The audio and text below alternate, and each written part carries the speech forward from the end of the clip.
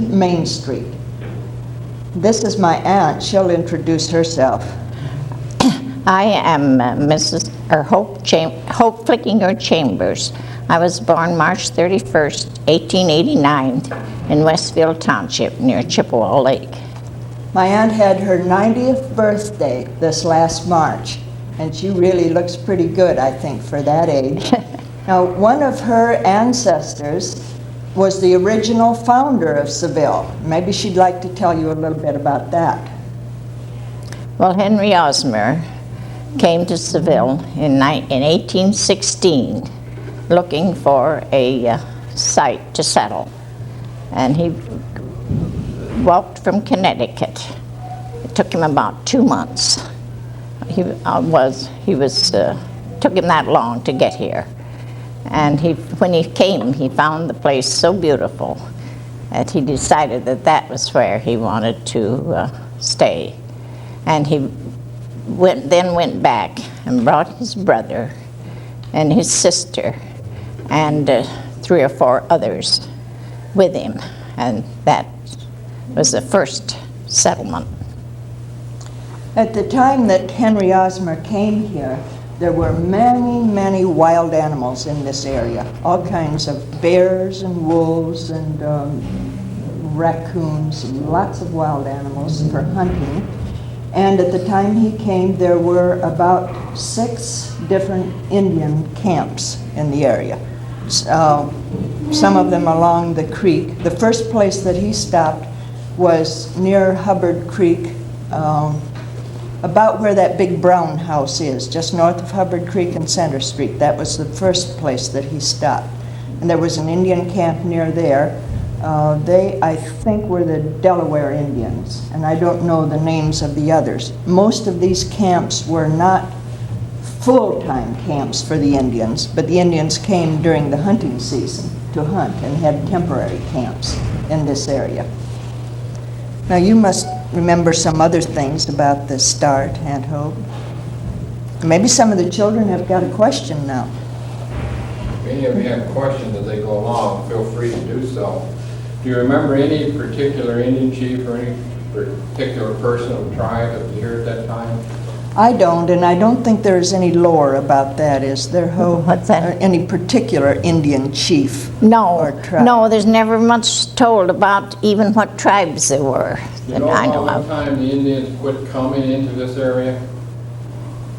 Well, they were still here at the time that Mr. Osmer came, and I imagine they stopped shortly thereafter, because I don't remember any stories about Indian attacks or anything of that sort in the village.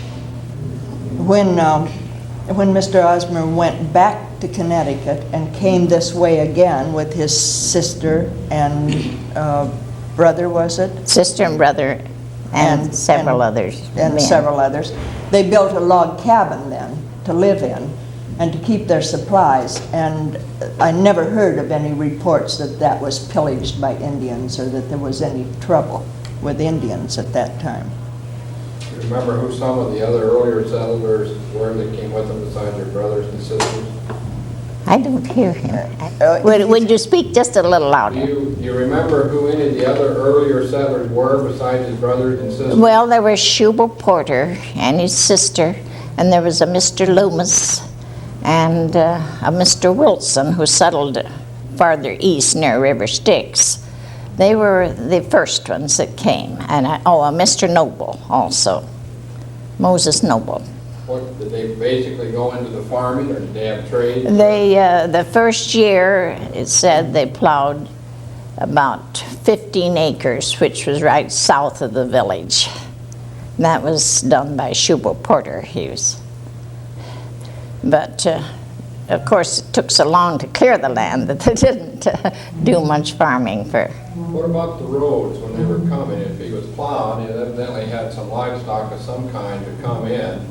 How about the roads? Did they have to make roads? The roads, yes. They had to make roads. I remember reading that a group of about 3 of them contracted to make the road from Medina to Seville.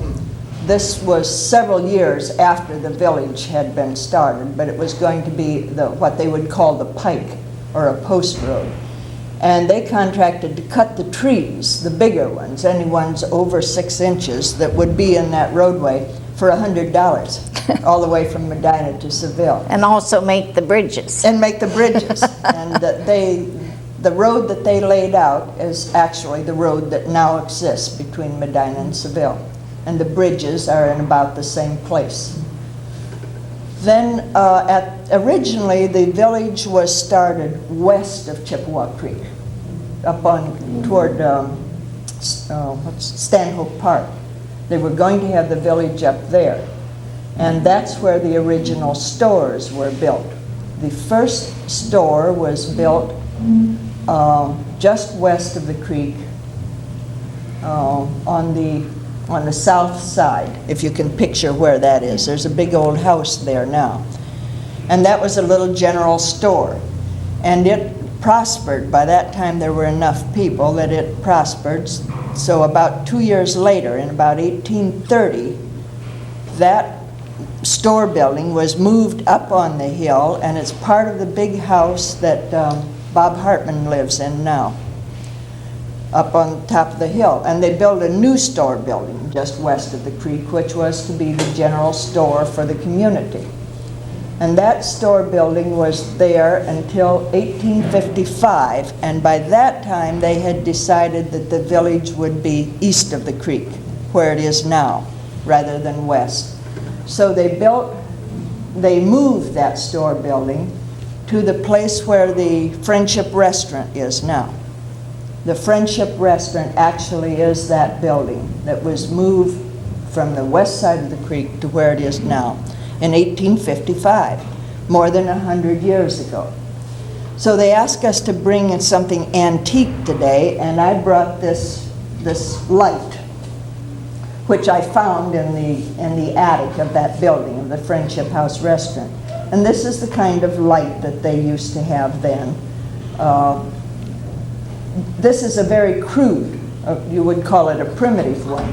You can see that it's made from just an old piece of tin and some rough solder.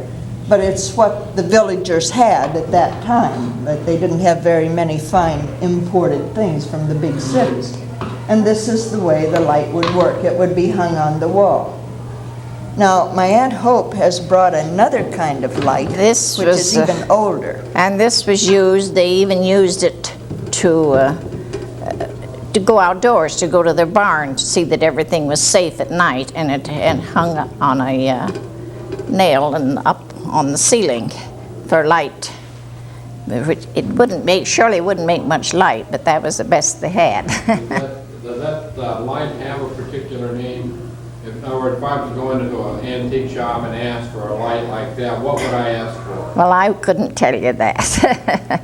I know that this kind has a name, but I can't think what it is. Do you know? No, I don't. This kind? The finer ones of these had a bright metal or even crude mirror glass reflector, which would give a little more light than this crude sort. But you can see that neither one of them afforded much light to do your homework with. Well, speaking of homework, who was doing homework then? Did they have a school? Yes, the first school was built, a little log cabin, in 1821, and that was right about where the library now stands. Then that burned, and then in 1823 they erected another log cabin a little farther north, about where the Nafsker residence is. And that was the very first school, though. When you say north, excuse me, when you say north, you're going up toward Medina. Center Street, up north Center Street. Okay. But, well, I made an error there. The first building, the first school, was built where the Mager home is on North Center Street. And then that was destroyed, burned, and they built this log cabin in where the library is. Then in 1825, they built a better one north of the square, where the Nafsker building is. And then one of the first teachers was my great-grandmother. What was her name? Her name was Forbes, Emmeline Forbes. Was She she married? later married Chester Osmer, But who she was one wasn't of the married at founders. the time. She was not married at the time. Okay. She later became the wife of Chester Osmer. Did school boards back at that time, to your recollection, did they pretty much hire single people as opposed to married people? A man as opposed to a woman? Well, I have an idea they did, but a good many of the teachers, it gave a list of the teachers were almost all men teachers. They seemed to have a preference for men. Even when I went to school, which was sometime later than that, I remember a little bit of strife in the community when they retained some married lady teachers. And there were many persons, it was a time of some economic difficulty. Jobs were hard to get, and there were many persons who thought that all of the jobs should go to men, and that a married lady should be supported by her husband and shouldn't have one of the jobs as teaching in the schools. About how many kids were in the school district at that time? Well, at first, I imagined there would be just a mere handful because there were so few settlers. I should think so. But I have no record of how many of the attendants. When I graduated from this school in 1935, I graduated, there were 22 in my class, 11 boys and 11 girls. And that was a rather large class. So saying there were 12 grades at the time, and if they averaged 20 per grade, that would be 240 in this entire school, and that was grade school and high school and everything. Well, when I graduated in 1905, there were just 8 in the class. Where did you graduate from? I graduated from this Seville school. From Seville too? There were just at that time just 4 rooms, Would that- high school. Would that have been part of the old academy? Or did the academy, from what Mr. McCoy told us earlier, was built about 1851? Yes. So would you have graduated from the academy? No, I didn't graduate from the academy. The school that I graduated from was built later. I think around in 1870 something that was built. First edition to this part, from what I've been told, was about 1892. 1892. Uh-huh. And then the front edition, which you have up there, is 1916. And then, of course, this back part Was later. is the, Uh-huh. I think about 1950 or 1938 was when this back part was built. So would you would probably have graduated then from the part, the new building that they built about 1892. Yes. Okay. And Because it- they tell me also that the building over to the left of us here is part of is the academy itself. And if Yes. you go upstairs, the old slate boards are still up there. Who decided to move Seville from the west side to the east side where it is now? From the west. Well, I don't really know who. I suppose all of the people in the community at that time. The land there was more level and probably just lent itself a little better to development of stores and that kind of thing, rather than building them up the hill. Any of you, have you ever heard how Seville got its name? No. Well, the rumor is that Washington Irving, the author, you've heard of Washington Irving, one time stayed in Seville in the inn, which was in the house on the west side of the creek, on the north side, where Mrs. Stover lives now. Yeah. That at one time was a stagecoach inn. And many stagecoaches came through Seville from Columbus and Worcester on their way to Medina and Cleveland, on the route that later became known as the Pike, or Route 3, from Worcester all through Medina. And the stagecoaches stopped, and the people stayed at that inn. There were rooms for sleeping there, and there was quite a fine restaurant, I guess. And it is said that Washington Irving, who had been in Spain, came there one night, and he thought this area reminded him of Seville, Spain. So he gave the name. Whether that's true or not, I don't know, but it's the only rumor I ever heard about how the village got its name. That sounds sort of reasonable. How big was Medina? You made a reference earlier to the fact that you did have a general store up here until about 1855. When the old store was moved, or general store was moved, and then a new one was built in place of it. Where did they get their merchandise in order to sell? Did they have salesmen that come in with merchandise, or did they order from Medina, Cleveland, places like that?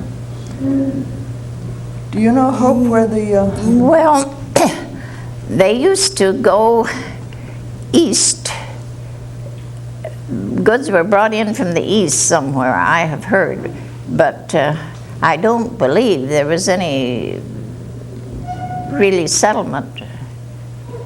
From Canal Fulton, I know. They always are told about going to Canal Fulton after goods. Now, where the goods were shipped to Canal Fulton, I don't know.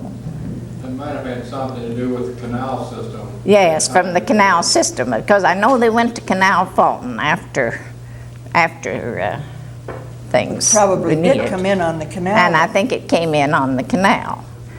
There But- were a group, a committee was appointed to arrange for the extension of the canal through Seville and to Medina, but it never really got off the ground, that program. They couldn't raise enough money to do it.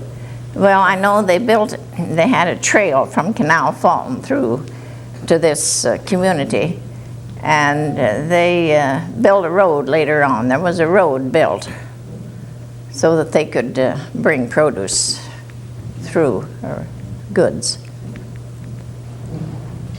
What was the size of Medina about 1855? Was that considered a fairly large town at that time? I have no Oh, I idea. wouldn't know.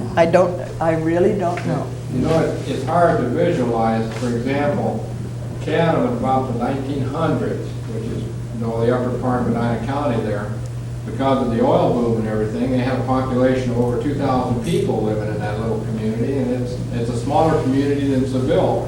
So you try to visualize 2,000 people living in a particular community, it makes you wonder what this community would have been like as far as population was concerned and so forth. Was Seville any bigger then than it is now, or smaller then? than It was is now? smaller then than now. In the census in 1947, I believe, it had 856 people. I don't know what the population is now, but I'm sure it's much bigger than that. And Seville had a population of around about 800 people for years and years and years. It didn't really grow very fast.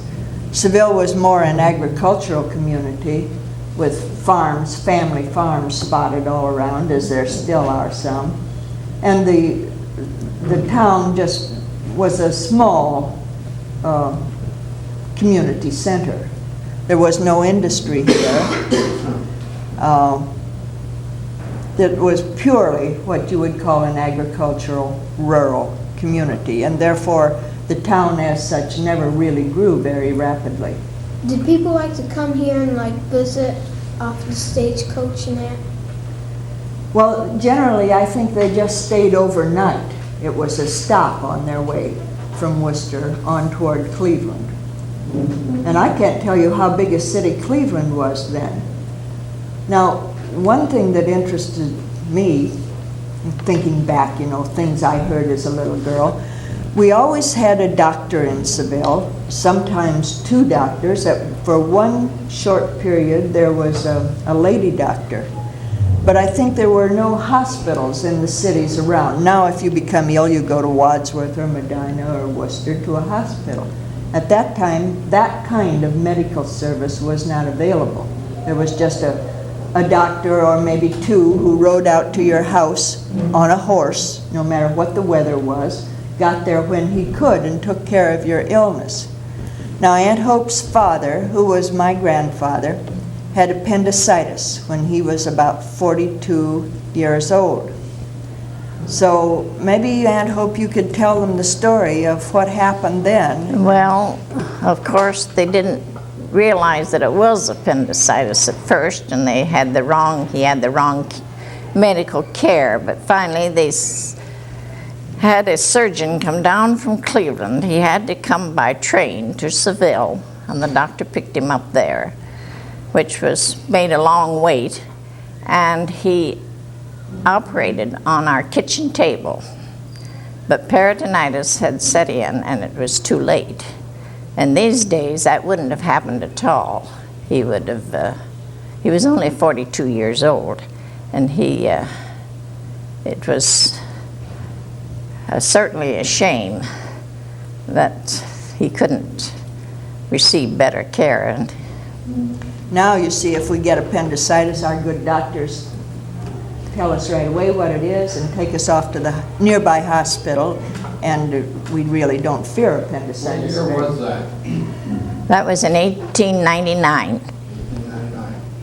Now, by that time, there was a railroad going through Seville. You know, Oh, she yes. said he came from Cleveland on the train. We don't know how they got the message to Cleveland to have the surgeon come. But Telegraph, you think? Probably by I telegram. suppose so. Yeah, so yes. they had, at that time, they had telegrams. And then he had to be met by a horse and buggy, I suppose, and taken out near Chippewa Lake is where Aunt Hope's home was. And that kitchen table on which he is operated is the same kitchen table that I'm using now in the same house. What did they use to put him to sleep when they did the surgery? I didn't hear. What did they use to put him to sleep when they did the surgery? Oh, well, I just couldn't. I was only a little child, and I don't know. I really wouldn't know. Do you remember when the railroad first came into Seville, as to what year it was? And I've heard a lot of people mention electric car that used to come back and forth. Oh, yes, we had a Southwestern electric. That was built in, or started in about 1904. 1904. And then it went, I would say till in the 1930s.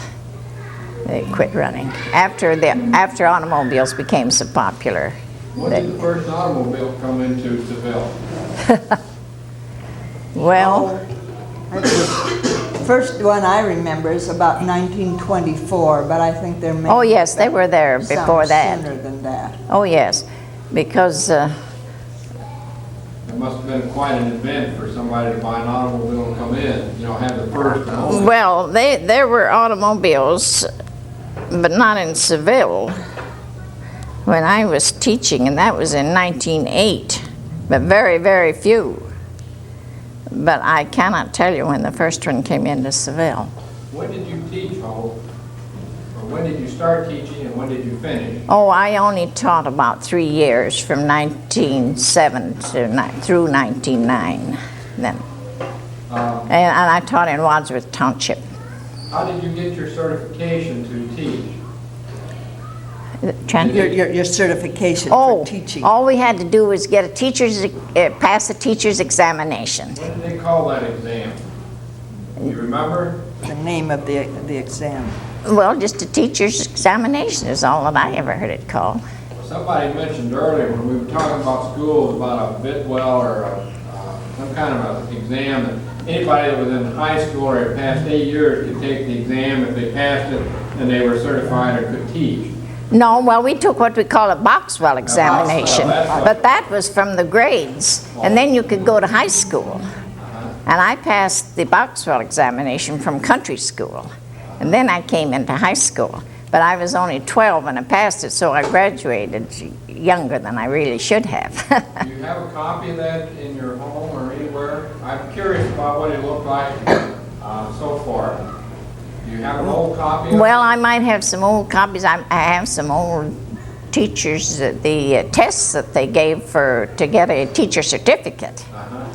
But you didn't have to go to college, You could teach right from high school if you passed this teacher's examination. But the Boxwell was for in order to get into high school. Oh, okay.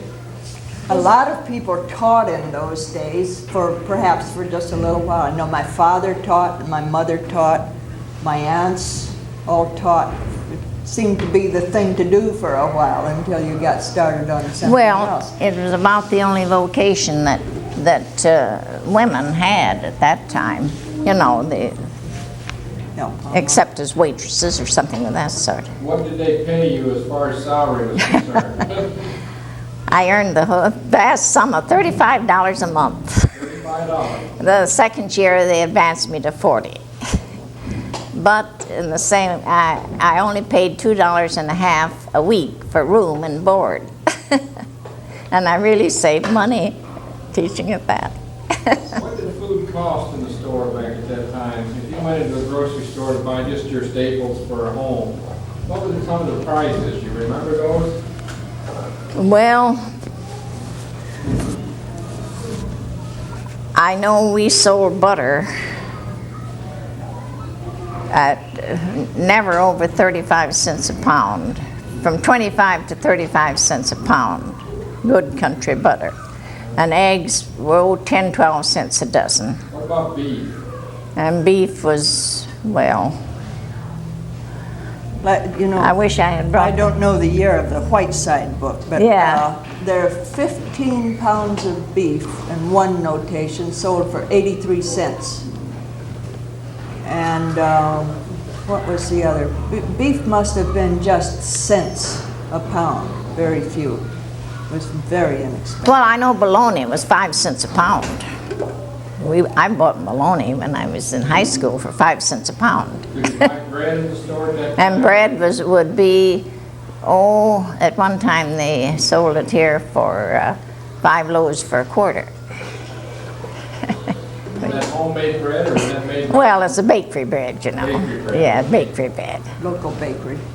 Is there any stores? The one thing that was never very cheap was sugar. Sugar always seemed pretty high in price. Yes. I don't know why that was, but He asks if there are any stores here now that were here then. The buildings have carried on, but I don't know of any stores No. back that far as the same store. Do you know where now, I call it Ivy Brott's building, it's where the beauty shop, and I think they have antiques in there. Yeah. They're on, Yeah. Yeah, I know who that is. That, when I was a little girl, was a grocery store, and that's where all the kids went to get their penny candy. And a penny would buy quite a lot of candy, and they had what we called them, they were little licorice dolls, and they had long licorice sticks and peppermint candies and that kind of thing, which were all in a big, sometimes a glass jar, and sometimes in a big barrel, the ones that he sold more of. And you would just reach in there with your hands and get your pennies worth out. Nothing was wrapped the way it is now. The pickles were in a great big jar, and if you'd go in and you'd buy 2 pickles or 3 pickles, and they'd reach in and get out the 3 pickles and wrap them in a piece of paper. Wayside still does that. Wayside still does that down there. Yes, the Wayside store still does some of that. Everything was done that way at that time. Rice wasn't in a box, it was in a big barrel, and they took out however much you wanted and poured it into a little sack. There were no supermarkets. And when we went shopping, usually you would get just a few items. Maybe $1.50 is all you'd take to shop, and you'd get some rice and maybe some meat.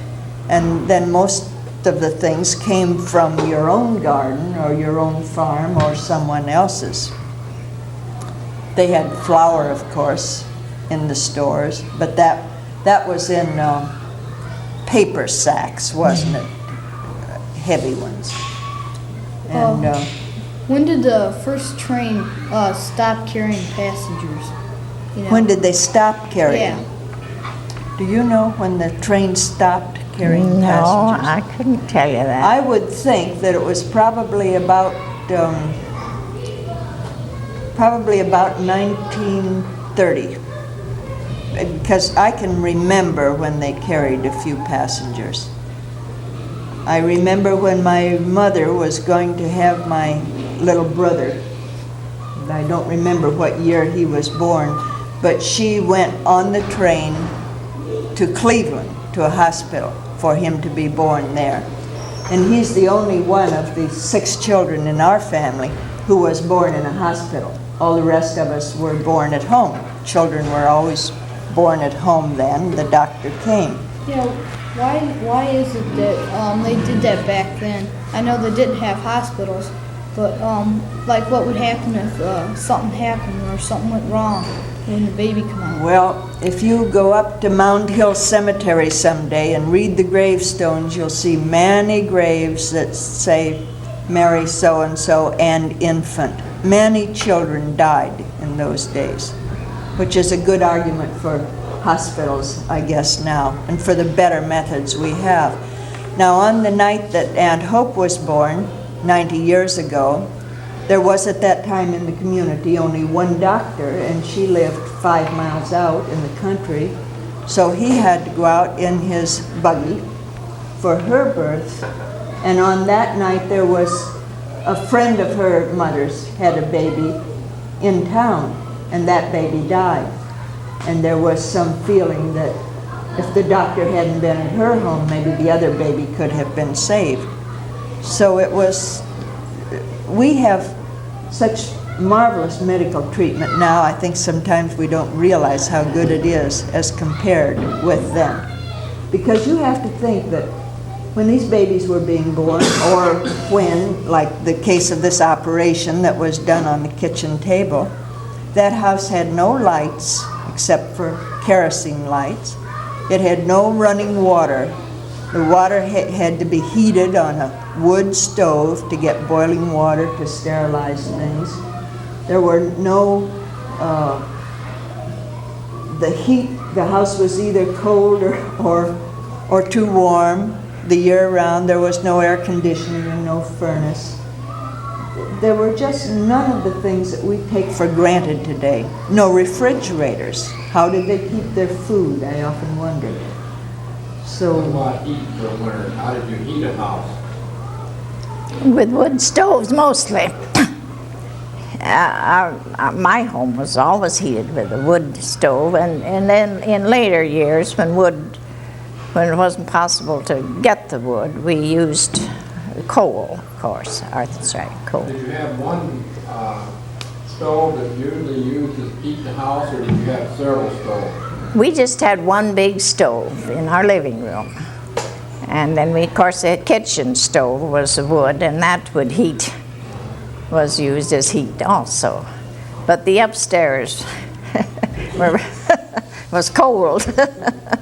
and the houses were not well insulated. I No. remember one farmhouse that we lived in when I was a little kid, where when it snowed hard in the winter, the snow actually came through between the siding of the house. So there would be a little pile of snow in the corner of the bedroom.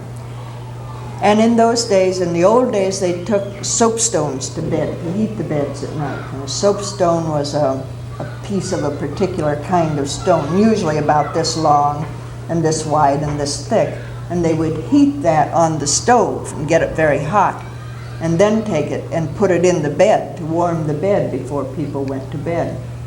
And then later on, after they had hot water bottles, they would heat hot water bottles and put those in the bed to warm them up. That's what we had when I was a little kid. And one night, they had put a hot water bottle in my little brother's bed, and I suppose it warmed the bed, and then he kicked it down to the foot of the bed, and the next morning it was frozen solid.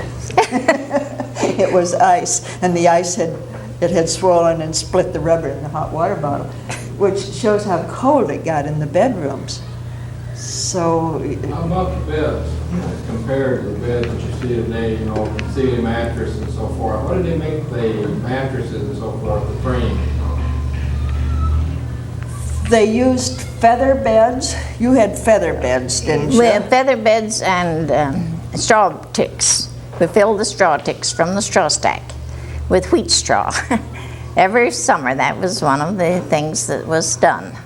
The tick was emptied and washed and then refilled. And we had a lot of fun tramping on it to get it down so we could crawl into the bed. And the feather bed on top of that. But the mattresses, I don't know. We didn't have any until, well, I never slept on a mattress until I was married in 1919. But of course, I know they had them before that. What about furniture in the house? Back when you were growing up as compared to what we have today. You know, you go down to a store and you buy a couch that's already been made, any color combination you want. What about the living room furniture or the parlor furniture? How was that made at the time? Well, nearly everyone had what they called a good parlor suite. We had a sofa and probably 2 or 3 chairs, a rocking chair and a couple other chairs. You very seldom went into a house that didn't have that. That was one thing they did. But for dining rooms, is usually the kitchen served as a dining room. We just had a big table in the kitchen. The bedrooms were furnished, of course, with beds and dressers, about the same as they do now. Was the furniture brought in from outside, or was it made locally? Well, I think some of it was local. I know we had a table that was made locally, but most of our furniture, my mother's furniture, was bought in Cleveland. And I suppose shipped down on the train. It'd be the only way of transportation. Yes. There was a lot of furniture made locally. But there was a lot made locally. And at very low prices. Now, I read one, how did they describe it? It was a 4-poster bed of cherry that this man, and Mr. Whiteside, had made. And he charged, if I remember right, $4.50 for that bed.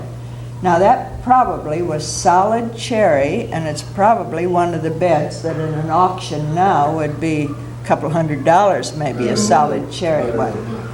And listed also was a cherry stand, which was probably a washstand, one of the collector's items that would be very expensive now. He charged $3 for making that.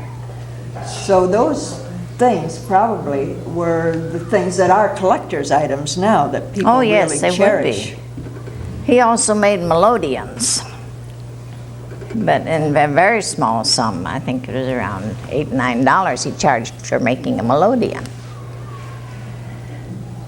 And What happened to the gentleman that made the furniture? Did he stay here, move on, or? Mr. Whiteside died, didn't Oh he? yes. He lived on Route 3, the extension of Pleasant Street. And he farmed a little, I guess, and was a carpenter. He built homes and made furniture. And in due course of time, I think he just became an old man and died there.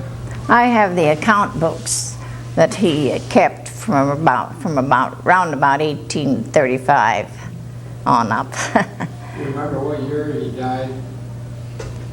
Mr. Whiteside, I don't. No, I have no recollection. He was buried in Seville Cemetery. I suppose his grave would be marked somewhere.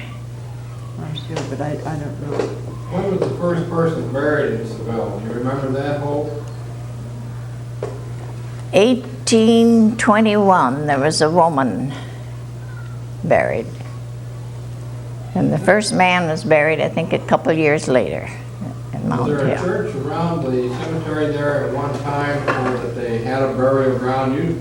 From the old churches that I've seen, most of them have the cemetery right next to the church, and I just wondered if that's how that's. No, there was no cemetery around any of the churches. Huh? This cemetery here was donated by 2 men, the land for it, and it was established real early, almost as soon as they were settled here. When was the first church made or built? I think around 1835. Who was the first preacher? I can't tell you that. They had a circuit preacher, didn't Yes, they? And that was a congregational church, the first one. Was it? Uh-huh. I don't know. Where was the church built at? Is it still standing? No. The first Methodist church was built up on, well, about a block west of where it is now, up on the hill. There's still a stone there that was part of the foundation of the first Methodist church. But I don't know whether that was the first church or not, the Methodist. You say congregational was the first church. But that didn't last long. But I think a Methodist was probably, the Presbyterian, I guess, was the first church, and I think that was, the first was built around in the 30s. Very crude church, you know, just a... I think that the account of the churches is given in the history of Seville. Have you boys seen that, the book? Yeah, I've The read history it. of Seville? We got it. We got It's one. in there, but I don't seem to remember from my childhood many stories about the first churches, except that I remember my father telling about years ago to me, as I was then, about a circuit minister who came and preached in different places. He came on horseback and would preach the sermon one place and then go on the next place. And always some family of the congregation would have him for dinner after the sermon. And it was kind of an honor to have the preacher come to your house for Sunday dinner. That Sunday, I remember my father talking about that because the preacher used to come to their house sometimes, and on that day they all had to be particularly well behaved. And they couldn't do things that they might have done on another Sunday when the preacher wasn't around. Well, when you went to church on a Sunday, how long did the service usually last? Well, when I went to church, it was, when I first went to church, it was about as it is now. The sermons would be longer, and we always had Sunday school, but I don't remember as it was much over the regular time. Although sometimes the sermons seemed awfully long to me as a child. They always do to children. Yeah. But the Presbyterian church that stands now was started in 1855. That was built up where The the present building. the present building. Of course, it has been enlarged since and so on, and changed some, but that was it. But Sundays used to be quite different, as I recall. Hope, do you remember? How were Sundays at your house? Different from other days? Well, we weren't allowed to play any games. No. And we were supposed to sit and read most of the time, or we could take a walk. But there were no games, nothing of that sort. And you wouldn't think about going to the picture show or the movies or whatever, or anything of that sort. On Sunday you had to be very serious. And of course there were no stores open. Everything closed on Sunday because you were supposed to remember the Sabbath to keep it holy. And those days people really did. Some families, they would read the Bible quite a lot on Sunday and just stay in the house and be very quiet. And when did the first Bible come into Seville? Who brought it with them? I don't know, but I imagine a Bible came with those first Osmers. Oh, yes. I'm sure it would have. Because I read somewhere that this Henry Osmer subscribed for a religious paper that was sent from, that was one of the first mail pieces that came to Seville, was a religious magazine from Connecticut. Uh-huh. You boys might be interested in Saturday nights in Seville. When I was a kid, were always pretty big nights. They had, sometimes there would be what they call medicine shows would come through town, and they'd have a show, and there was almost always something going on Saturday. They had a band. There was a band, what do you call it, a pavilion in the park where the library is now, and they would set benches up there and the band would play, and there were popcorn machines and ice cream machines and hot dogs, And everybody came to town on Saturday night, and from the country, got all dressed up and just stood around and talked, and the kids all played together and got a little allowance to buy a box of popcorn or an ice cream cone. That was a big night. I don't think Seville has anything like that now on No. Saturday night, nothing special. But you always looked forward to Saturday night. It was kind of special in Seville. When was the first post office opened in Seville? The first post office was opened almost as soon as they came. In about they came here first in 1816. And the man that founded Seville went back east and brought his father here. And his father was the first postmaster. And that was about 1820 then that they established the first post office. Where did they build it at? Huh? Where did they build it? Whereabouts? Well, it was right in the man's home, and the man's home lived about where I guess it would be where the Navsker place is now. And the post office was right in the home. And of course, it was a very small affair. In fact, someone in Seville, Paul Blake, has the original box that they used to put the mail in. Is that right? Yes. Didn't know that. Where were the closest tracks to Seville before they built the ones right down there going to their closest train tracks to Seville? Were I didn't hear that. Where were the closest train tracks to Seville other than those that went through Seville? Oh, in Creston. How was the mail delivered back then? Oh, by horse?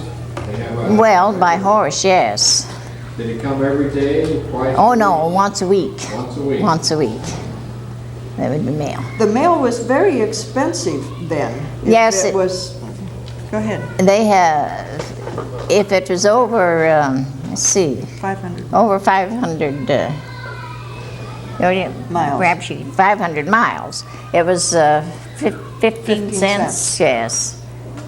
And then if it was over 300, I think it was 13 cents, and anything under that got down to 10 cents, cents. if I recall. And many letters were never called for because 15 cents was, 50 cents was a whole day's labor at that time. One would get 50 cents for working, digging ditches or working on the road or something. So to pay 15 cents for a letter meant that it had to be pretty important. So some of the letters were never picked up at all.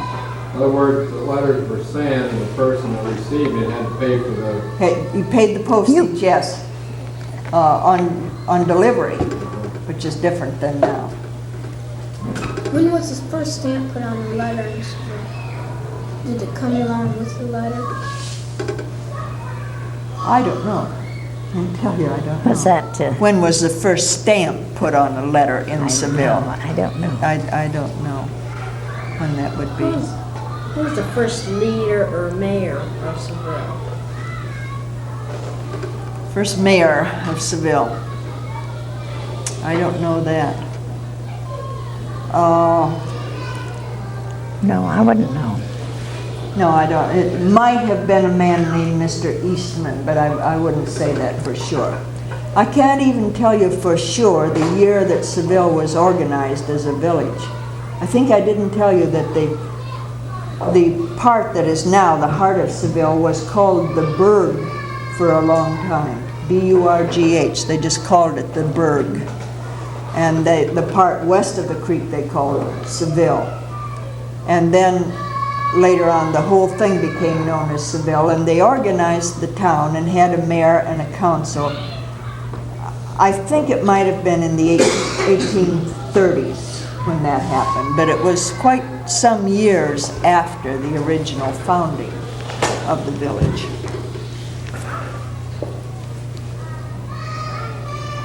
Back when you were young, Hope, did they do a lot of trading, goods or services, rather than hard Yes, cash? a lot of the was barter. Trade, trade, some beef for some goods at the store, you know, it's mostly barter. And how about how they built the roads? Remember? What Dad used to tell me, at least. Well, every man had to get out and help with the roads. They had to help so many days. They had what they call a poll tax, and they had to work that out. And if they had a team, that would count. You didn't have to work quite so long if you had a team. But if you worked just by yourself, it was so many days every year that you had to work on the road to keep the roads up. They hauled gravel, you know, to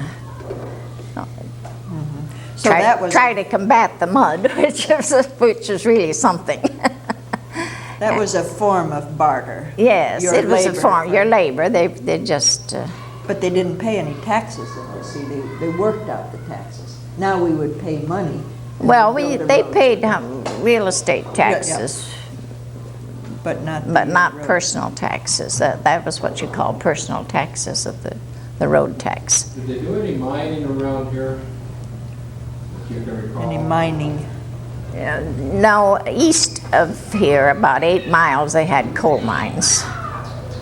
Around Wadsworth, there were quite a few, not deep mines, but Were they more or less strip mines? no, they were down in the ground. They had their shafts, but they weren't. It must be that the coal was quite close to the ground, because I don't think any of them were very deep. But What about quarries? They had any quarries for stone? I don't think nearer than Berea. Berea had a very large quarry, but I don't think it was any nearer than Berea. Somebody was telling me that up behind Snail Ford, up there on top of the hill going north, that there at one time was a mine or a quarry or something, and I wondered about it, because I'd never heard about it before. Do you remember anything about that? Or No, I never heard. Was there a gravel pit there? There were gravel maybe it pits. was gravel pit. Oh. There's gravel pits right up near where the Hewitts. Well, off of Greenwich Road, there was quite a large gravel pit up there. Okay. Probably that's what they meant. Yeah. Uh-huh. Actually, that is still used, I think, Yes, or was as of just a few years ago. and that's where they got their gravel for the roads. And no, there What were were the main roads at the time you were here? the main. 097 and 3, were those your main roads? at that Yeah, time? 3 was the main road, yes. Then they built a road through to Wadsworth. And that the Greenwich Road? And that, I suppose, would be about the same as the Greenwich Road now. How much did these cost when you bought them at a store? Oh, I really don't know. I would imagine very little. I guess maybe 10 cents, but I couldn't say that for sure. There was a tinsmith in Seville who probably made some of these things.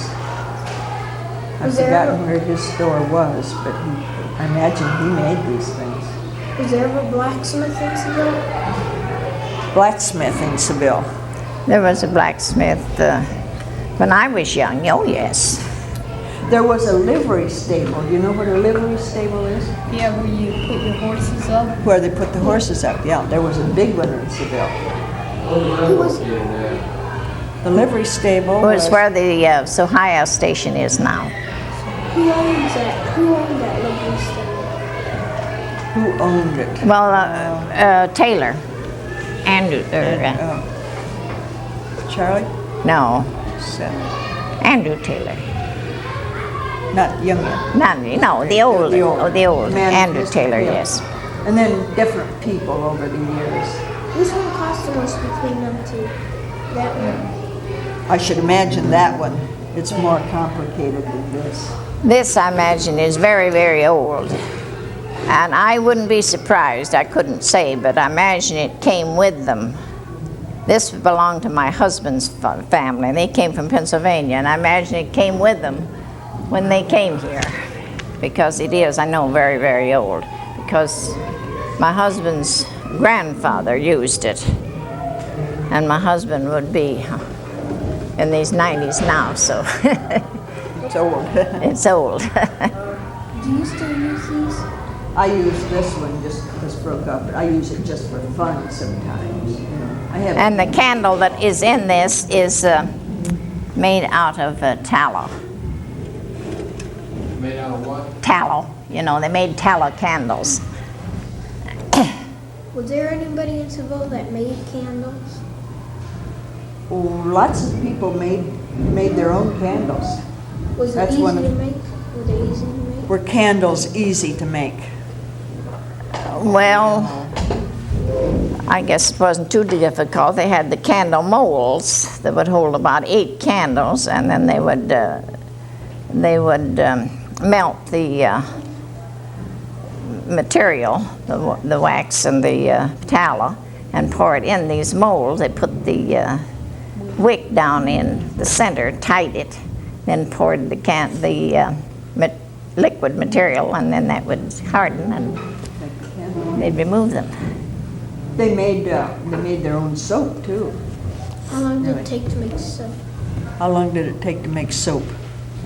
Oh, not too long. You took ashes and they seeped out the ashes that made lye. And then they took the lye and mixed it with grease. They saved all their grease from their butchering, you know, and all the extra grease, and would melt that and put the lye in, then stir it, have a big kettle outside, outdoors, over the fire, until it became congealed, and that was their soap. None of that soap was guaranteed to keep your skin beautiful. It was a trifle hard on your hands. We have some of that lye About that soap. old lye soap. Yeah. Pretty potent. When you went to school, did you guys like have what we have now, or did you have less stuff than what we do now in school? Oh, that's a great question. He asked if when you went to school you had what they have now, or if you had less. Describe your school room for them, just Well- what it was like. You mean the country school? Yeah, when you went. Well, it was just probably no bigger than this room, not as big hardly. And it had desks, of course, and a big stove in the middle of the room, which was usually coal or wood, you know, was used in it, and a blackboard up in front, and a desk, of course, for the teacher, and then no cloakroom or anything like that. We hung our coats along the side of the walls, and no lights in it. Of course, if it was a dark day, I don't know what we did, but there were no lights in the school, and we had a common water pail with a dipper in that we drank from. It wasn't very sanitary, but that's what we had. And we had a well in the yard that we got our water from. And the toilet facilities were all outdoors, of course. And Did you ever have anybody like take care of the fire, you know, for extra grades or something? well, the teacher usually did that. Because see, my dad was telling me when he was younger that there was this kid that always did that. that's Yeah, well, you fast. could. Sometimes you were able to hire a boy to do it, but quite often when I taught school, I taught in a country school, and I built my own fire and I swept my own floor. What did you do for food? Did you bring your own food and pack it, or most of the kids bring a packed lunch? They brought just lunches, you know, and set them up, cold lunches. You say you boarded where you got for $2.50 a week. Where your Yeah. room and board was provided. Did they provide you a lunch when you went to work at? Oh, yes, all meals and a lunch. And that was for the school week. And I could, if I had needed to stay over the weekend, it was all right. It wasn't any more, you know. It was for the whole week. How much were lunches at school? And How much were lunches, like 10 cents? they didn't have bought lunches. There was no way to cook them anywhere. You brought your lunch. You from brought your home. lunch. Everybody had a lunch box in those days. A dinner pail, we called them then. But it's hard to, Go ahead. it's just hard to imagine how different it was. one teacher did it all. There was no music teacher. There was no teacher to check your hearing or your sight. There was no coach. There was no reading teacher. There was just one teacher who taught music and art and athletics and everything to all the grades. One teacher for all the grades, you see. Can't imagine how that's different. And all the grades were in one room. So while she was teaching the first grade to read, maybe the sixth grade was supposed to be studying their arithmetic. So they really had to learn to concentrate because there was always some class going on while they were doing their homework. How long was the school day? Like how long it is now or short? We had 9 months of school when I was young. How many hours was Oh, how many hours? Well, from 9 in the morning to 4 at night. And then we had a recess, 15 minutes afternoon and in the morning, and an hour's noon. So it's just about the same as it is now. Even when I went to school in this building, they didn't have any school lunch program at that time. If you lived in town, maybe you walked home and had your lunch at home. If you lived in the country and came on the kid hack, they called it, the school bus, then you brought your own lunch in your lunch. Everybody had a tin lunch box that they carried their lunch in.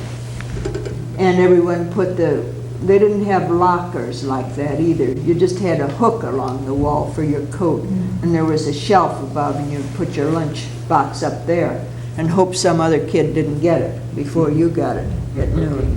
That hasn't changed any yet.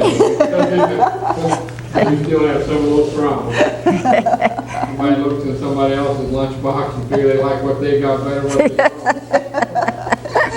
There was quite a lot of trading off. when you went to school? Was it the same as when she went to school? No, she went to school quite a lot before I did. Oh, yes. I started into school in, 1889, I went when I was 5 years old. So it would be 1894 I started to school. So that's a long time ago. And I started in 1924. So We it's had- a whole generation. We had no restrictions as to age at that time. We could go whenever we thought we were smart enough. You have like Pay money for you to go to school, or did they? No, it was all provided by the, What about books and materials? Did you bring your own? Or were they provided? we bought our own books, but we didn't have so many, you know, and they didn't cost as much as they do now. But we bought our own readers and arithmetics and spellers and histories. You basically concentrated on the main facts like history, math, writing, reading, those kind of things. Well, we concentrated quite a bit on writing. We had a writing lesson every day. I had our copybooks with the copies in, you know, to copy. And spelling was we did concentrate quite a bit on spelling. And in fact, I think when I came into high school, I had as good a background as any of the village. What about the kids themselves? Did you have any that dropped out of school because you didn't want to go? Most of them, I understand, usually quit after the 8th grade anyhow, simply because they were needed on the farm and they were farming and so forth. So, did you have any that didn't want to go and just simply quit or didn't come because you didn't want to go? Well, they usually went until they were 16 at least, and then they, you know. I don't remember of any of in our district quitting before that. It might have been some other places, I don't know. But they didn't always get too far. They didn't always learn too much, but they went to school. What about the first wedding in Seville? Do you remember that? The what? First wedding? First wedding? Wedding. I didn't. Well, they were always held in the homes, any that I ever knew about. You mean they weren't married in the church as they are? Not very often, very, very seldom. Was it quite an event when a marriage or a funeral in a community? Was it quite an event? where all people seem to stop and come together, or were they just close family friends? Well, I can't tell you much about the weddings that I never happened to attend very many, but any that I ever knew about were held in the homes, and it was just sort of a family affair. But I imagine that some places they had The first wedding was only about 2 years. I think it was in 1818. And you'll remember that there were a couple of young women came. A sister with the brothers. Yeah. And there was a sister with one of the other original settlers. And that girl was married 2 years after they had come to a man who had come as a bachelor. And that wedding was in the home, and the girl's mother had died, so she had to do the whole thing. She was the hostess to all the guests. And I guess from the account I read that everybody in the community came to this first wedding. well, there wouldn't be very many in the community Weren't to many come. in the community. But the then. funerals were always held in the homes. I know when my father died, they brought in order to have people seats, they brought in planks and sit down, put down. Make benches. For benches. And you never went to a funeral home or to a church for a funeral. They were always held in the homes. In fact, some of the houses were built, I understand, some of the old houses, so that a coffin could be carried out of the parlor without going around too many corners. About whether any store was still in Seville that had started in the old days. Yeah. And I said I didn't know of any. And I don't know any that's been continuous, but that building that is the Friendship House restaurant now has continuously been a store of some kind. And if you, walking up the street someday, if you look up at the peak of that, you will see a big hook sticking out and a door up above. You might notice that Yeah, I've someday. seen that. I've seen I that. wondered what the You've hook noticed was that for. Yeah. at one time, it was a storage place for wool. And they took the what do you call them, not bales Bales. of wool, Yeah, bales bales of of wool. wool, is it, were hauled up there with a pulley rigged on that big hook. And then they were all piled in the upstairs part of it. And that's the place where I found this. But that's why that hook was in the building. It's been a restaurant then since 1918, which is quite a while, continuously. How old do you think that building probably is? The building was built in 1830, so 1930, it's 149 years old, wouldn't that be? Yeah. Yeah, Yeah. it's an old building. Now, not the entire building, it really has had 2 extensions. The original building was as wide, but not quite as long. So they built some more on, I don't know when. And then about 20 years ago, they built on the back lower part, which is the kitchen for the restaurant. They tore down the original one because it was not fireproof. They had to put on a new one. That white house that's on the right side of the Friendship House, Yes. last summer I was helping this guy work on that, and whenever we were scraping the paint off that, Uh-huh. and that wood was so rough, that house was so old that they still had them square, Nails in it. yeah. That house, I think, was built in 1828, but I'm not They were- exactly sure. They But were it's old, very, rusted, very old. Square ones. Yeah, That house has had many interesting things. It was at one time a dentist office. You know Dr. Nichols, the dentist in Medina? His grandfather was a dentist, and he came from Medina one day a week and had a dental office in that house. And at one time, there was a little dress shop in it, and at one time, there was a millinery. You know what a millinery shop is? Tell them what a milliner is. She made hats for the ladies. They would just get the bare hats, then she would trim them, put on the flowers and the ribbon and everything.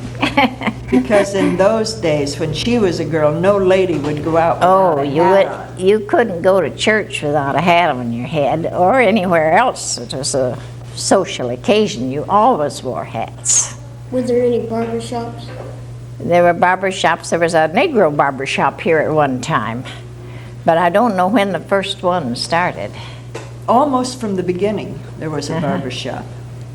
Talking about hats, you know, they always had these stick pins in these hats. Yeah. Now, what was one of the reasons they put them in there? Well, to hold it onto your head. Is there any other reasons? No, I don't know. Well, they would put ornaments, you know, fancy ornaments on the end of the pin sometimes that they would put in, you know, for decoration. Usually the hats were very wide. But they were wide. And kind of flat, and they'd sail away like a sail in the If wind. you didn't they have weren't something to anchored anchor them, down. you know. I heard sometimes, like, if something happened to the lady, she could use one. It would make a good weapon, wouldn't it? Did you ever see a hat pin? Yeah, that would be a good weapon. Well, you know, we didn't really have that problem when we were young. As much. We weren't afraid to go out, you know, like you have to be now. Were there any gunfighters in Seville that shot other people for like fun of it? Oh, like Old West days? Yeah. No, Gunfights in Seville? no, I never heard of When any. was the first sheriff appointed?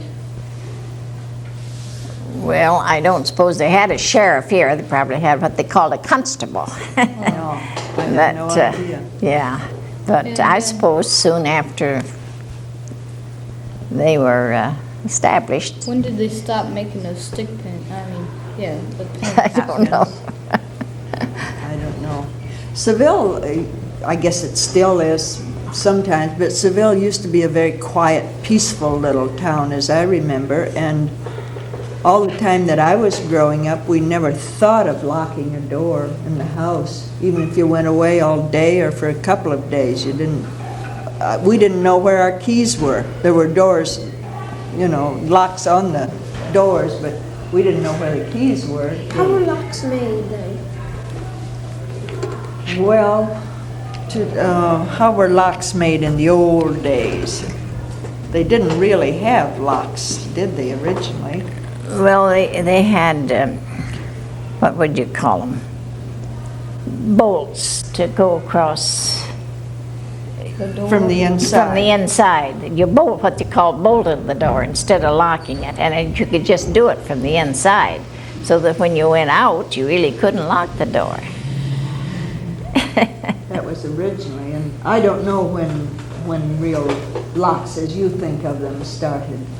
When was the first bank here built here? The first bank. The first bank was in a building that no longer is there. It was in the old town hall. I think that was the first one. And the town hall burned a number of years ago. And there were 3 stores in that building, and the bank was there on the west side of that. Was that Spitzer Bank? Spitzer, yeah. Is the original founder of the one of Savings Bank in Medina, did he get his start here and then move into Medina at a later date? They were, yes, they were, the ones in Medina were descendants of this first Spitzer, yes. And there was Mr. McDowell, who was in the bank here, who was original in the old Phoenix in Medina, and Jones. They were, you know, actually I hadn't thought about that, but the very early bankers were also in Medina. Same group, weren't Yeah. they? Did they have locks, you know, combination locks like they do now to lock the money up so nobody else steal it? In the Or- bank? You mean Yeah. safe? Yeah, like safe. They must have, well, yes, they had safes at the time when I was a little girl, because my father had a hardware store, and he had a safe in that, and one night it was blown open with dynamite. There wasn't much in it, but they did have safes.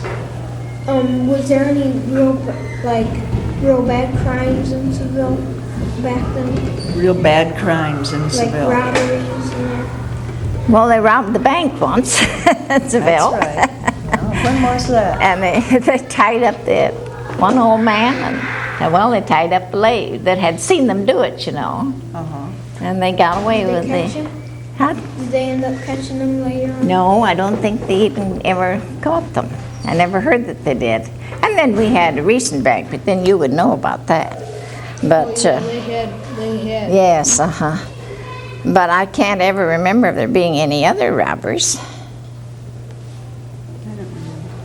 I recall seeing some pictures of some of the early ladies that organized against the selling of alcohol and so forth. Yes. Can you recall any of those times? Well, that was really before my time that they had the temperance movement. Oh, okay. It was way back. That was way back, yes. But I've heard a lot about it. But Was there ever a flood in Seville, like a real bad flood? It got rained so much, and then the creeks overflowed and there was a flood. 1913, wasn't it? they had a very bad flood in Seville in 1913. Flooded all the, It broke the bridge down that crosses on West Main Street. That was, I've broken seen down. pictures. I think they had boats out right Oh, on yes, Main they- Street, yes. where the railroad track and the inn are. There were boats going down the street. Was there ever a tornado here? I know there was. There was one. I forget it though. I don't remember what was it, myself. 18 something? I know there was one about 18 something. You know, a What about- tornado? I don't recall, but that doesn't say there wasn't one. well, I don't remember, I don't know, but way back, I don't know any tornadoes, but probably had bad winds. Oh, can you remember any effects that the Spanish-American War and World War I had on the community itself?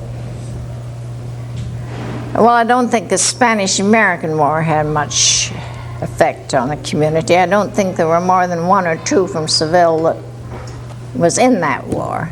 But World War II did have quite a, World War I? or World War I, I mean, did have quite a, there were a lot of the Seville boys went from there. My husband was ready to go just as the armistice was signed. But, and there were several killed. There's several in the cemetery now that were in that war, in World War I. And of course we had our trouble in buying, had our ration books and all that sort of thing too. Yes, I don't know from experience, but I was born then, and I know that I was born on what was up to that time the coldest night in history in Seville. And the house was not heated because they couldn't get coal. And sugar, I think, was very difficult to get, wasn't it? Yeah, she went without a lot of things. So it did affect the community quite a lot in that way. You went without flour, without coffee, and they really the essentials, you know. Some people, What did you use for substitutes? for what? What did you use as substitutes? Well, I remember we just did without. I don't know what other people used. And we were lucky enough that we lived on a farm and had maple syrup, which helped out with the sugar situation. And for flour, they had what they called rice flour and different kinds. There was soy flour and rice flour that we used. We could buy small quantities of. And we just did without. You mentioned maple syrup. Maybe that's something that these boys would be interested in. Have you Yeah, ever been to a sugar camp, so-called? Yeah. Yeah, I know there's one place, my dad buys maple syrup, and they tack trees. Did they tack trees when they went with you guys? Oh, yes. Tell them about the sugar camp. No. Well, we just had a building back in the woods, and at that time we tapped the trees. We had wooden spiles. Just they would cut them out of wood, and hollow them out, you know, so that the sap would run into them. And they just fired up there. They had a big long tank, and then you put your fire underneath that, your wood, and they've split up rails and wood of all kinds and built a fire and boiled the sap down. And it took a whole barrel of sap to make a gallon of syrup. We had to boil it that long. How long did it take it to boil? Oh, Not to like- take, they would boil, they'd start in the morning and sometimes they would boil up way late in the night in order to, what they call, finish it off and get, so it would be thick enough. When At they, that time, when she was a little girl, this whole area was forest, really, except where they had cleared it for fields when the settlers originally came here. So everybody, every farmer had a woods, they called it, on his farm, full of maple trees. So just about everybody made syrup, didn't Yeah. they? And they still had a lot when I was a little girl, and one of the things that was most fun in the winter or the early spring was to go to a sugar camp, and they would boil hot dogs in the syrup when it was boiling, and eggs, and How would you boil an egg? huh? Hard-boiled egg? Hard-boiled eggs. Put in the syrup, as it was boiling down. And then when the syrup reached a certain stage, when it was almost syrup, if you took some of it hot and put it in a little cup and then dropped it in the snow, it would freeze and make delicious caramel candy. So it was great sport to be able to spend the night at the sugar camp watching them work. Everything smelled all steamy and good. It was fun. when you boil the syrup, does that make the water rise to the top? Yeah, they went out as steam. Sometimes you could hardly, would go in the sugar camp and you couldn't see anyone ahead of you. It was so steamy all over the camp. Did anybody get like when it was real steamy? Did anybody like hit the syrup and get badly burned? I don't get it. Did anybody ever get badly burned? from Oh, hitting yes, I imagine they Sure did. they did. I know it was a little dangerous. Speaking of getting badly burned, tell them how you used to iron. Is that where you heat those steel iron You pans? heated the irons Yeah. my on the grandma's stove. one of them. They're about 5 pounds. Uh-huh. My great grandma was pretty big one out. Do you still use them? No, I don't think anybody does now. Antiques.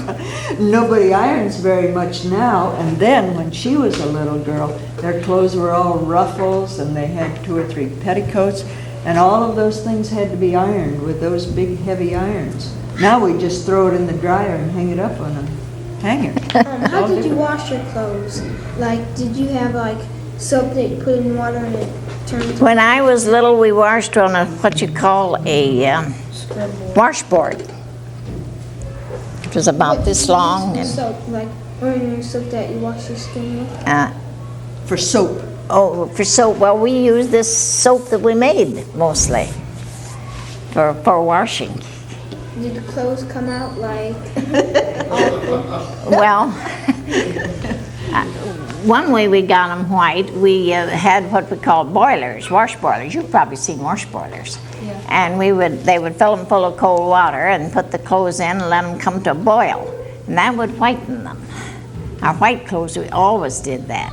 Then we would have a long stick and get them out of the hot water and put them through a couple rinse waters and hang them out on the line. And in winter, we hung them out on the lines and they would just freeze stiff. But I guess that made them white. One of the funniest things I remember, even when I was a kid, everybody wore long underwear in the winter. And the men's long underwear was pretty long, and when the women would all hang that on the line, and it looked like a bunch of ghosts, all these long johns, frozen stiff, blowing in the breeze.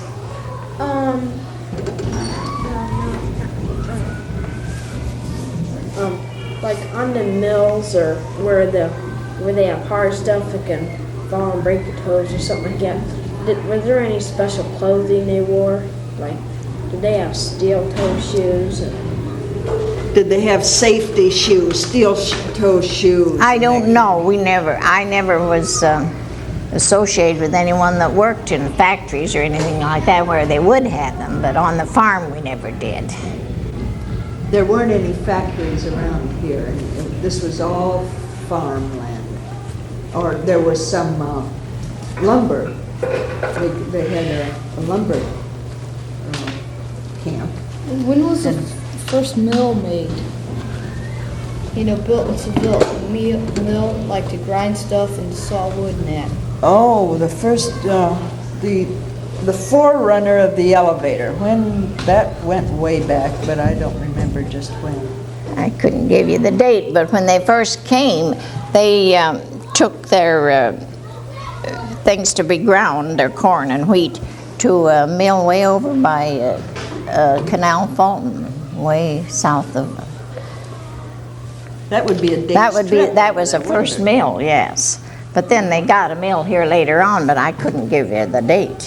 When the Giants lived here, did they always had the doors so big where he could get through, like in a barber and like the shoe store and that? For the Giant, did they? Oh. No, his own house had big doors, but the other doors, he had to stoop a little, I guess. Nothing else was built for him. You remember the Giant, you told me you looked out of the school window one day and the Giant's track was there. You remember that? No. Somebody came along and just looked at that track as if they couldn't believe it. But I do remember when I was going to high school, I would, as a kid, you know how you'll run backwards? And I was running backwards along the street out here, and some great big arms went around me. And it was this Giant. I never was so scared in my life. But he just laughed. Did you know the Giant personally? Oh, yes. We used to see him a lot. He walked by the schoolhouse every day. What did he do for a living? Farm pretty much when he retired? Here? Well, he had horses, blooded horses, some. And he farmed some, yeah, but I think he made most of his money with the horses, buying and selling.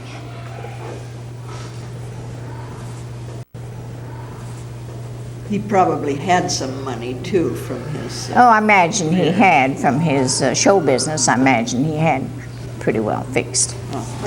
When did the first Giant die? When did Captain Bates die? I don't know. His wife died before. His wife died first. I have the date at home, but I can't give it to you now. I have That would have been obituary. after you were in Yeah. high school. Or, No, no, she died before that. did you? About 1899, I believe. Yeah, she died then. Yeah, His first two wife. wives did. Two wives, yeah.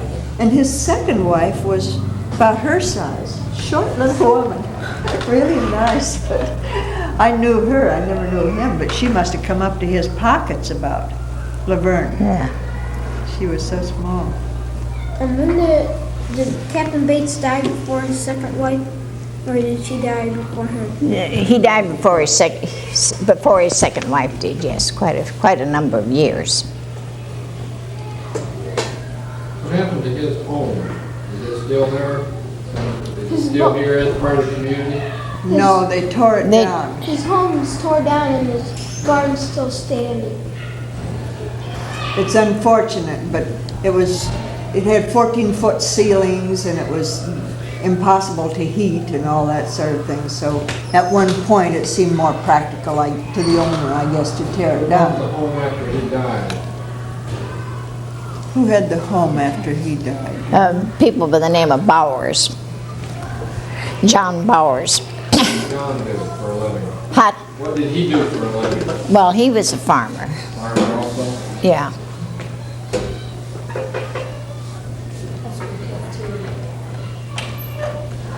They were the one. They were the ones that tore the house down, or the Bowers. It would have been nice if it had been saved for sort of a museum or something, but nobody wanted to pay for it, so that's the way things go. At the shoe store, who owned the shoe store then back then? And where was it at? There was a general store. The first one that I remember was Cliff Madison's store. Well, But there were the first before. shoe store that was a Mr. Dick's, and it was over in the town hall building. Horace Dix. And that was when I was a little girl, when he had this store there, because I know my father used to take me there to buy shoes. Did Johnny have to have specially, like, made shoes and how? Oh yes, he had to have his shoes were made. His shoes were about that long. They had Long. a pair of his shoes. In the bank, yes. How long did it take for the shoe to make them? I don't know, I wouldn't have any idea. You know where Kittner's Hardware is, or Reynolds Hardware is Yeah. now? That used to be they called it dry goods and general merchandise, and that man, Cliff Madison, sold all kinds of suits and shoes and sheets and everything that you might use in a house. And he lived in that house on Center Street that's just north of the creek, the big one with the tower sort of, you know, that house, which I always thought that tower was haunted or something when I was a kid. And he had one of the first cars, didn't he? Hope, wasn't? Yes. Had a, and it was a very expensive Stutz, I think they called it. Well, no, I think that was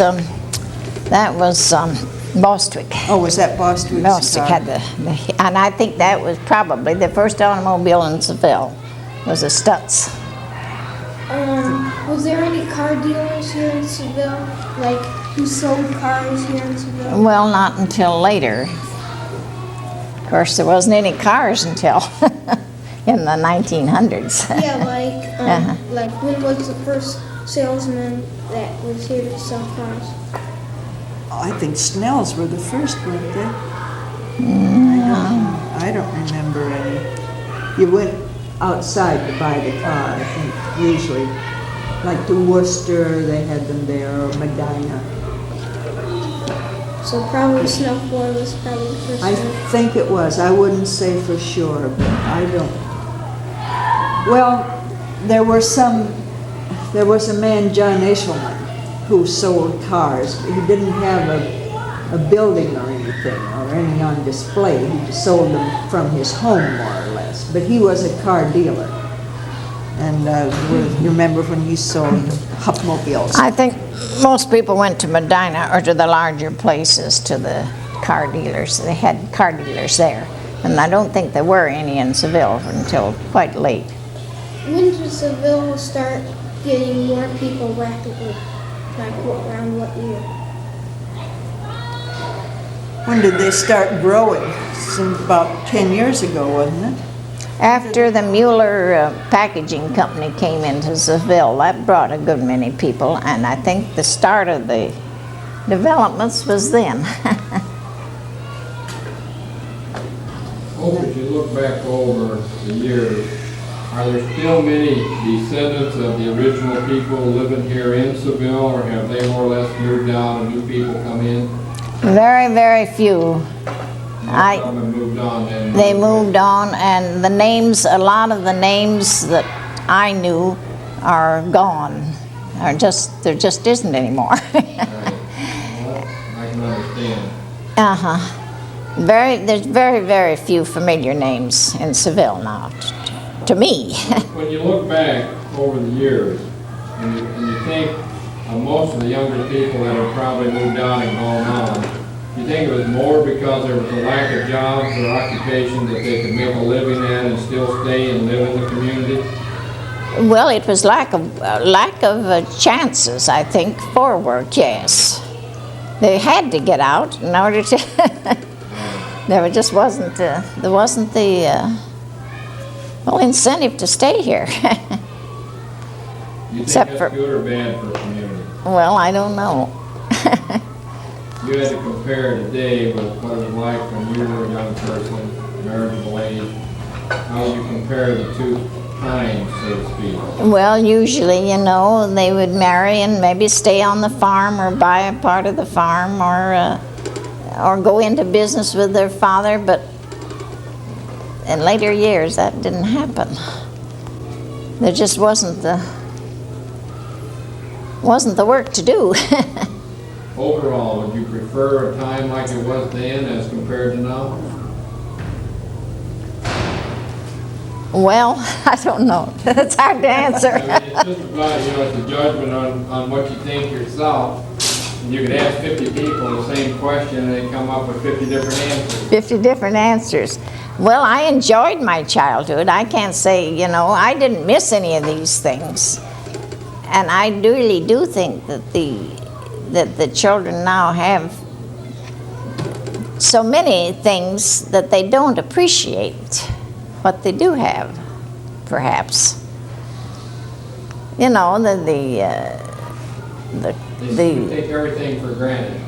Yes, they just, To me too, that a lot of them don't really have to sacrifice. they don't sacrifice. Now, I know when I was a child, I wanted a bicycle so bad, I just thought I had to have one.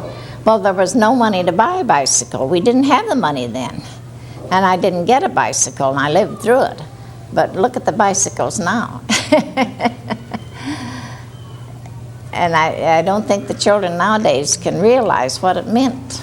I don't think, I agree with you from what I've seen too, that the kids today don't seem to put the values on things that you and I put on. No, they don't. I look at the families and it seems to me, I'm a typical example of a father goes out, or mother go out of their way to make things more easier for the kid rather than make them have to do the sacrifice Yes. and value something.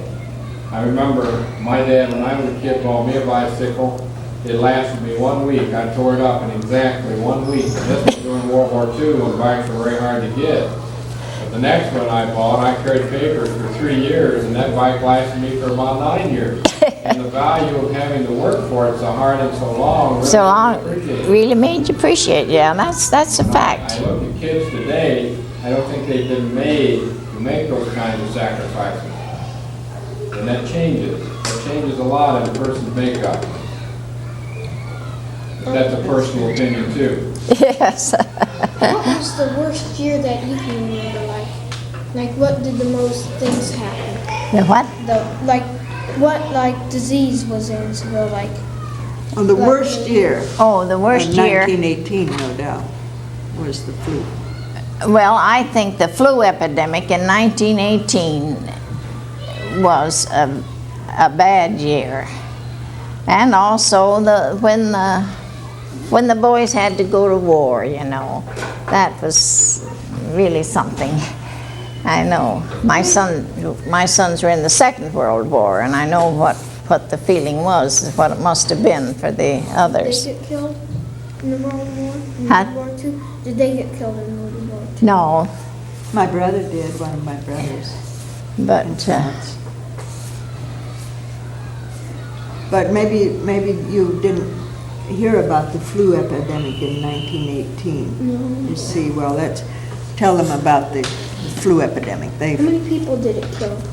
well, everything was closed. All schools were closed. Churches were closed, and there was just one doctor in town, and he couldn't get around. You could not get a nurse anywhere. There were no nurses available. And people just died. I lost my sister in that epidemic. But it was just bad all over, not only in Seville, it was all over Ohio as far as that goes. Seville was hit quite hard by the Depression, which you may have heard about, but certainly wouldn't remember, and I don't think have experienced. That was in about 1935. And people in the community really didn't have money. Many children didn't have shoes to wear to school, and they wore the same clothes day in and day out. Many families didn't really have proper food, enough of it, or the right kind. That was a hard year, or they were hard years, a couple or three of them. But they survived. Fortunately, it was a farm community, so there was food of some kind available for most people, but it wasn't always what they wanted. After 1918, did more people move out? Did people move out? Did they move out after 1918? I don't think so, no. They didn't move out, but there didn't very many move in either. Population just stayed the same for years. For years, it was about 806. But the community was different when I was a girl. There were about 800 then, but they seemed to, it was static more or less, or it seemed to be the same, because I remember thinking that I knew everybody in every house in town, and I think I did. I knew all the families, all the children, because we all came to the same school, all the funny grandmothers, and what all the fathers did, and you really knew the community then, everybody. If a stranger moved in, it was an event, really, if you had a new kid in school. And I think in all the time I went to school, I can remember only about 3 new kids, we called them. Somebody moved into the community. So there was a greater sense of belonging, I think, that you knew everything and everybody and everything about everybody. It was kind of nice. I think people at that time were eager to share and help with one another too. I think so. I think everybody was there immediately. I think that's a change that you can see today. Yes. Was there like time when food was getting poisoned and that, like moss was going on food and that, getting rotten and that, spoiling? Not that I know of. Are you thinking of something particular? Like I forget now, but I heard something like there was some kind of food going around and it was poisoned up. Poisoned food. Do you know any stories about poisoned food? I don't remember. There might have been something. I don't know what it was. You think we could stop now? Yeah, I'll I tell you think there's- why. I've got